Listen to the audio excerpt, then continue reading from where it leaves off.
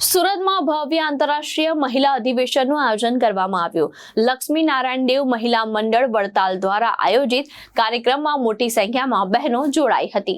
સુરત શહેરમાં લક્ષ્મી નારાયણ દેવ મહિલા મંડળ વડતાલ દ્વારા ભવ્ય આંતરરાષ્ટ્રીય મહિલા અધિવેશનનું આયોજન કરવામાં આવ્યું।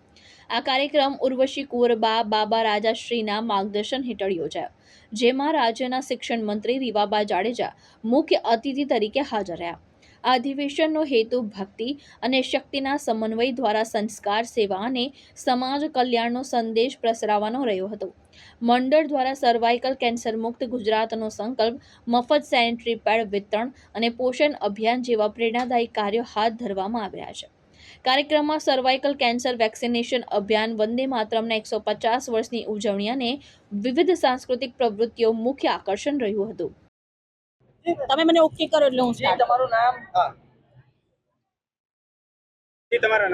આંતરરાષ્ટ્રીય મહિલા અધિવેશન શક્તિ અને ભક્તિનો સમન્વય પરમ પૂજ્ય સનાતન ધર્મ ધુરંધર 1008 આચાર્ય શ્રી અજેન્દ્ર પ્રસાદજી મહારાજશ્રીના શુભ આશીર્વાદથી તેમજ પરમ પૂજ્ય અખંડ સૌભાગ્યવંતા ગાદીવાળા માતુશ્રીના શુભ માર્ગદર્શનથી દર વર્ષે આંતરરાષ્ટ્રીય મહિલા અધિવેશનનું આયોજન કરવામાં આવે છે। તેવી જ રીતે આજે 22 માર્ચના દિવસે આંતરરાષ્ટ્રીય મહિલા અધિવેશનનું આયોજન કરવામાં આવ્યું છે।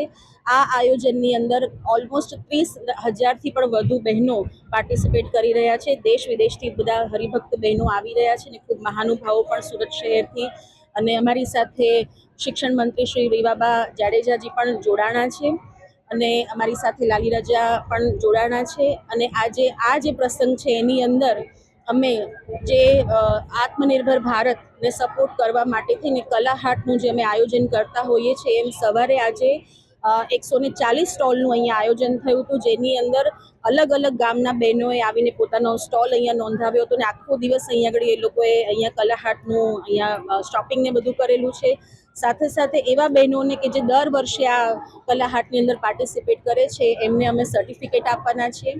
સાથે સાથે 2000થી પણ વધુ દીકરીઓને લક્ષ્મીનારાયણ દેવ મહિલા મંડળે સર્વાઇકલ કેન્સર વેક્સિનેશન અપાવી ચૂક્યા છે અને આજે 500 દીકરીઓ, એવી નિરાશ્રિત દીકરીઓને બહેનો કે જે પોતે ફાઇનાન્શિયલ સ્ટ્રોંગ નથી એવા દીકરીઓને લક્ષ્મીનારાયણ દેવે મંડળે દત્તક લીધું હતું અને માતુશ્રી દત્તક લીધા હતા। એવા તમામ દીકરીઓએ જેને 2 ડોઝ કમ્પ્લીટ કર્યા છે એવા દીકરીઓને માનનીય શિક્ષણ મંત્રી શ્રી દ્વારા અમે સર્ટિફિકેટ વિતરણ કરાવવાના છીએ અને સાથે સાથે વંદે માતરમને 150 વર્ષ જ્યારે પૂર્ણ થાય છે ત્યારે અહીંયા ઉપસ્થિત તમામ સ્ત્રી ભક્તો આજે અમે રાષ્ટ્ર ઉત્સવ પણ મનાવવાના છે। એ જ આ ઉદ્દેશ્ય છે આજના કાર્યક્રમનો। જય સ્વામિનારાયણ।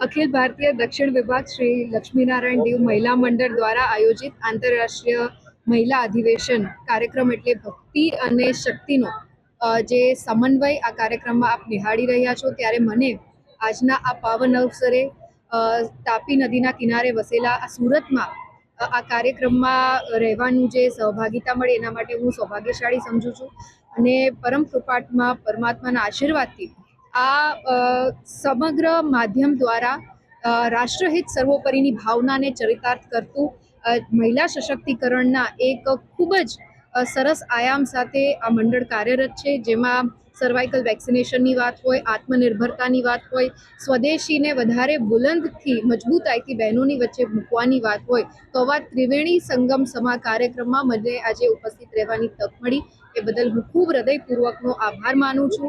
અને અહીં જોઈ રહ્યા છો કે એટલી વિશાળ સંખ્યામાં માતૃશક્તિ ઉપસ્થિત છે, ત્યારે એ તમામ માતૃશક્તિના વિચારો, એમના કાર્યોને અને આ સ્વામિનારાયણ દેવ મહિલા મંડળના સમગ્ર કાર્યકર્તા બહેનોને પણ હું હૃદયપૂર્વકના અભિનંદન સહ જે અભિનંદન પાઠવું છું। અને આપણે હમણાં જ ટૂંક સમય પહેલાં જ મહિલા દિવસની ઉજવણી કરી, ત્યારે એક દિવસ પૂરતો આ મહિલા દિન ના હોઈ શકે, પરંતુ થ્રુ આઉટ ધ યર માતૃશક્તિ છે, કોઈને કોઈ રીતે સમાજ સેવાની વાત હોય, સમાજ ઉત્થાનની વાત હોય, સશક્તિકરણની વાત હોય અને નવી પેઢીને સંસ્કાર સાથે, મૂલ્યો સાથે શિક્ષિત કરવાની વાત હોય, તો ત્યારે આ માતૃશક્તિનો રોલ જે છે એ ખૂબ જ અમૂલ્ય રહેતો હોય છે। તેવા તમામ માતૃશક્તિને પુનઃ હું આજના દિવસની હૃદયપૂર્વકની શુભકામનાઓ પાઠવું છું। હાલમાં બોર્ડની પરીક્ષાઓ પૂરી થઈ છે, તો વિદ્યાર્થીઓને શું સંદેશ? એમને સારા પરિણામ માટે ખૂબ ખૂબ શુભકામનાઓ। ભાવેશ ઉપાધ્યાય, દ્રષ્ટિકોણ ન્યૂઝ, સુરત।